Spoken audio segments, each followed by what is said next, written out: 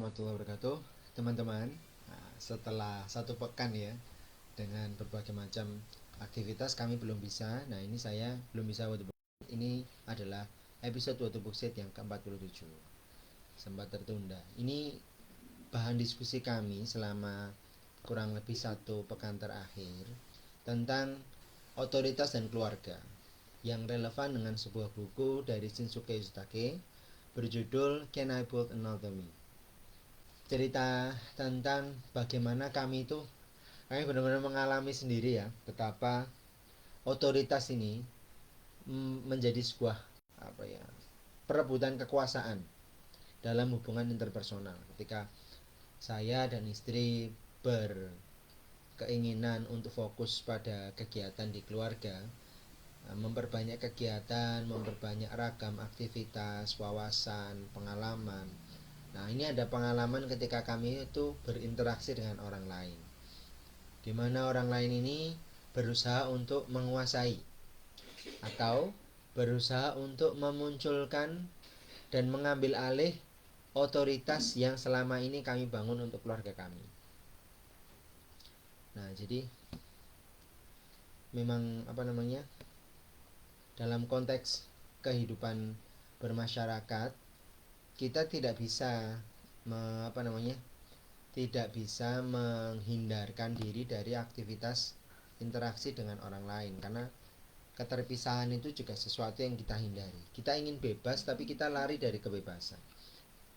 Itu kata Erich Fromm. Nah, di buku ini buku ditulis awal dibandingkan dengan buku-buku yang lain tentang otoritas dan keluarga, dan bagaimana sebuah keluarga itu menjadi medium untuk mendidik dan membangun otoritas itu sendiri.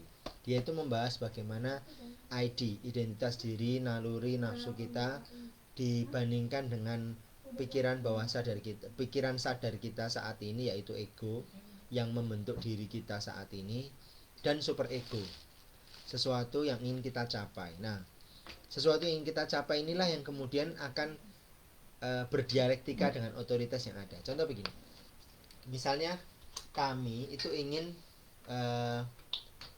kami punya sebuah gambaran bahwa orang sukses itu begini.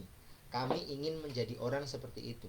Maka gambaran diri ideal atau super ego itu akan dipengaruhi oleh faktor-faktor eksternal yang kami konsumsi. Misalnya ya, Kak, Dek, kita mengkonsumsi bahwa orang sukses itu adalah orang yang punya mobil mewah. Misalnya begitu. Maka super ego kita, diri ideal kita, itu akan mengadopsi pemahaman bahwa orang sukses itu harus punya mobil-mobil mewah. Beda dengan misalnya kita membaca The Psychology of Money dari Morgan Housel. Dia bercerita bahwa tidak ada yang terkagum-kagum pada mobil Anda kecuali diri Anda sendiri. Dan mobil itu adalah dividen terendah, sedangkan dividen terbesar dari uang yang kita miliki itu adalah waktu. Maka kita berpikir orang kaya itu orang yang punya waktu untuk mencoba berbagai hal, untuk melakukan berbagai aktivitas, untuk memperluas wawasannya, untuk membaca buku, dan seterusnya. Beraktivitas dengan keluarga begitu. Tidak lupa juga berkontribusi pada sesama dengan prasangka baik, juga bekerja dalam rangka berkontribusi untuk mendapatkan perasaan sosial. Nah, seperti itu yang kalau pemahaman itu kita konsumsi, maka super ego kita itu akan membentuk diri yang lain dengan super ego yang lain yang berbasis pada materialisme tadi. Nah, di buku ini Can I Build Another Me ini, dia menceritakan bagaimana super ego itu terbentuk, dirinya terbentuk itu seperti apa, lalu bagaimana atribut-atribut dari luar itu mempengaruhi terbentuknya super ego itu. Nah, gitu. Bagus ya, bagus ini sebenarnya. Jadi Can I Build Another Me? Jadi di sini tuh tertulis ya, dari Shinsuke Yosutake, dapatkah aku membangun atau membuat diriku yang lain? Suatu hari Kevin ini membeli robot. Dia tuh sudah bosan dengan berbagai macam aktivitas. Lalu dia berpikir, saya mau membeli robot. Nah, di robot ini dia akan meminta agar robot itu menggantikan tugas-tugasnya. Ini kalau Alfred Adler berkata, kita berada pada prinsip separation of task. melakukan pembagian tugas. Nah, Kevin ini berusaha untuk melakukan dusta kehidupan. Untuk menghilangkan atau melalaikan atau mendelegasikan tugas-tugas kehidupannya, ya. Dia tahu bahwa dia harus belajar, tapi dia nggak mau belajar gitu loh. Maka dia membentuk dirinya yang lain. Lalu si robot itu bertanya, ini kan robot AI ini, cerdas gitu.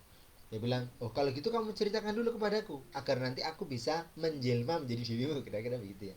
Dia ceritakan, oh aku ini seperti ini, aku anak dari siapa, aku anak pertama, aku punya adik, aku punya ayah, punya ibu, namaku ini, sekolahku di mana, bola apa, pupil mataku warna coklat, tinggiku 135 cm, terus wajahku, aku punya kutil, aku punya lukas skabies, aku bisa apa, ketika aku excited gitu hidungku akan membesar.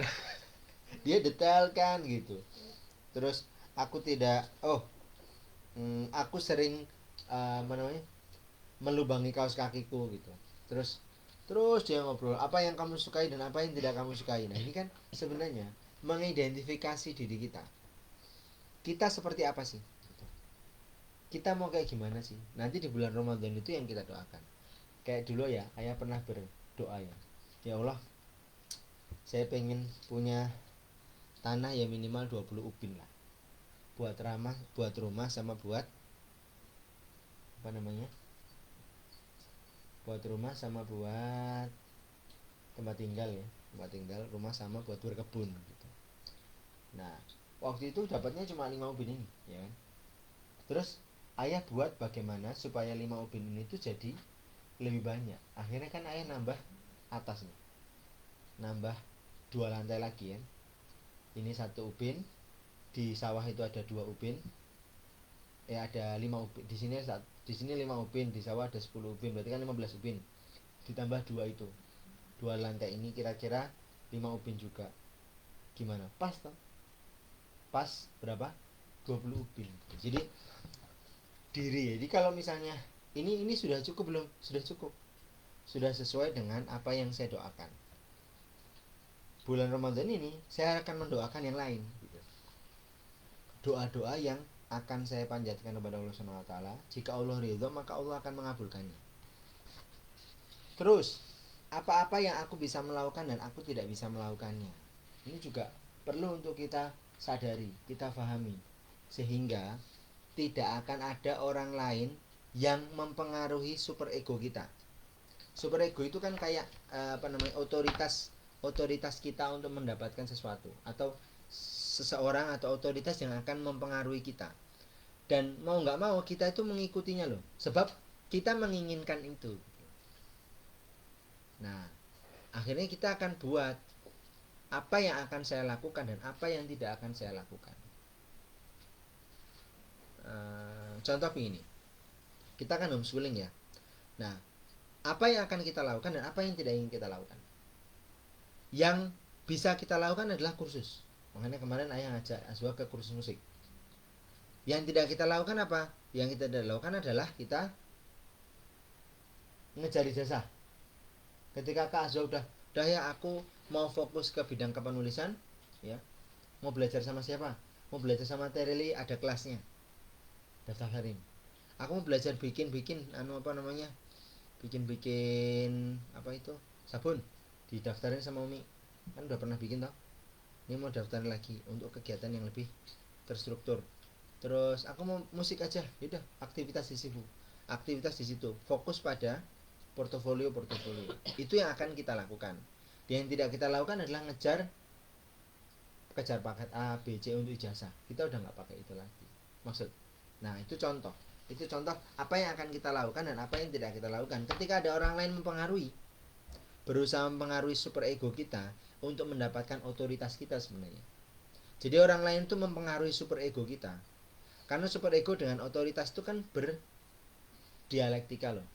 Sebenarnya dia ingin menguasai diri kita gitu. Nah, terus kita tahu bahwa kita itu masih bertumbuh dan super ego kita pun juga akan bertumbuh. Dan salah satu cara untuk menumbuhkan super ego di keluarga kita itu adalah dengan memperbanyak bacaan buku. Kemarin Kak Azwa kan cerita buku Muti ya dengan buku atau tulisan sekarang lebih bagus tulisan sekarang, berarti kamu bertumbuh, berarti bertambah gitu. Nah, kira-kira begitu. Nah, buku ini menjelaskan dia kemudian akan hal-hal yang bisa mengenali dirinya untuk mencari jejak. Jadi seakan misalnya Kevin ini hilang, di mana Kevin, atau sesuatu tempat itu pasti ada Kevin di situ. Ketika berantakan, ketika ada pensil yang digigit-gigit, berarti ada Kevin. Ketika ada spray yang habis kena ompol, berarti Kevin itu gitu kan kira-kira. Kevin akan bertumbuh dengan super egonya. Bisa menjadi seorang baker, pembuat roti dengan rambut yang besar, atau pembuat sepatu dengan kumis yang besar, atau menjadi penjual buku dengan gigi yang besar, atau menjadi penjual mainan dengan otot-otot yang besar.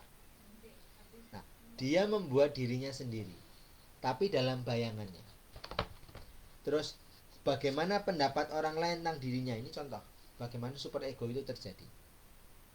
Oh, pikiran dirinya sendiri, pikiran kucingnya, pikiran dokternya, pikiran dari teman sekelasnya, pikiran alien kepadanya apa kira-kira itu, pikiran teman-temannya, pikiran neneknya.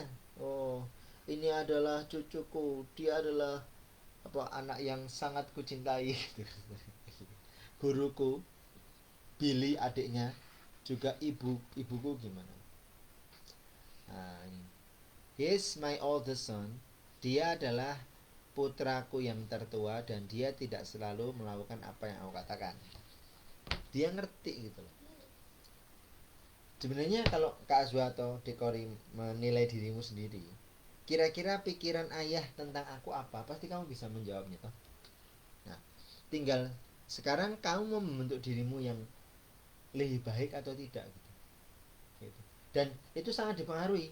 Misalnya begini, dulu waktu ayah mau menikah ya, Pak ayah itu bilang, ya sebelum menikah itu harus bisa membahagiakan kedua orang tua.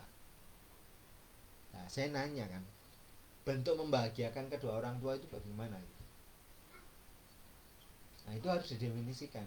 Karena kalau tidak didefinisikan nanti kita bingung.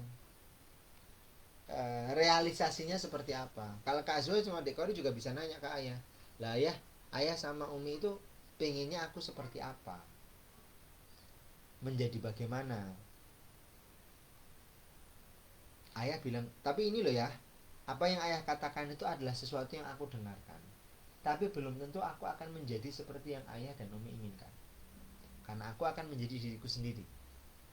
Dan memang ya, menjadi diri sendiri itu jauh lebih sulit dibandingkan memiliki sesuatu yang mengidentifikasikan diri kita dengan apa yang kita mempunyai, dengan apa yang kita gunakan.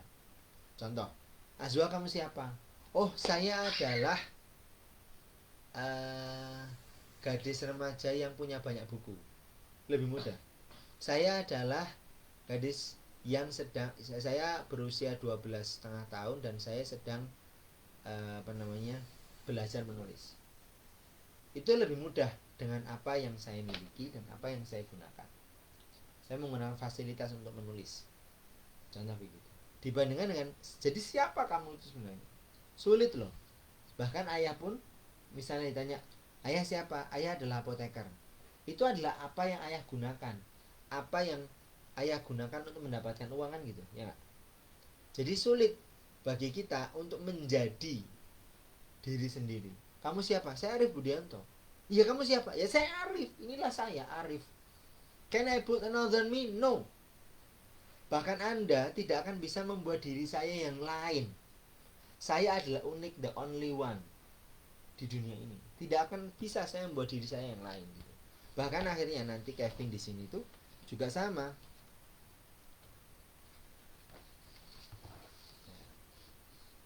Who on earth are you? Kamu ini siapa gitu? Halo, aku Kevin. Tidak. Bagaimana ibu bisa tahu? Ya jelas tahu lah, beda. Tidak akan pernah bisa kita menduplikasi diri kita. Artinya sebenarnya dari sini juga Shinsuke Jistake itu mengatakan bahwa tidak akan ada seorang pun yang mengerjakan tugas-tugas kita selain diri kita sendiri. Oke. Kalau kita memang tugasnya belajar, ya kita harus belajar. Kalau memang kita tujuannya adalah, saya ayah misalnya membangun keluarga, ya tidak akan ada seorang pun yang menggantikan tugas ayah untuk membangun keluarga gitu. Jadi harus saya kerjakan sendiri gitu. Prinsip pembagian tugas atau separation of task begitu. Nah, buku ini bisa didiskusikan sama keluarga, sama anak-anak, mendalam ini isinya tentang bagaimana kita membangun diri kita sendiri menjadi pribadi yang akan kita kejar. Jadi bukan kita mengejar idealisme atau mengejar diri ideal dari orang lain. Nanti yang muncul adalah hasrat untuk diakui, hasrat ingin diterima, dan itu tidak akan membuat kita bahagia. Begitu. Terima kasih, sampai jumpa di What the Book Said episode berikutnya. Assalamualaikum warahmatullahi wabarakatuh.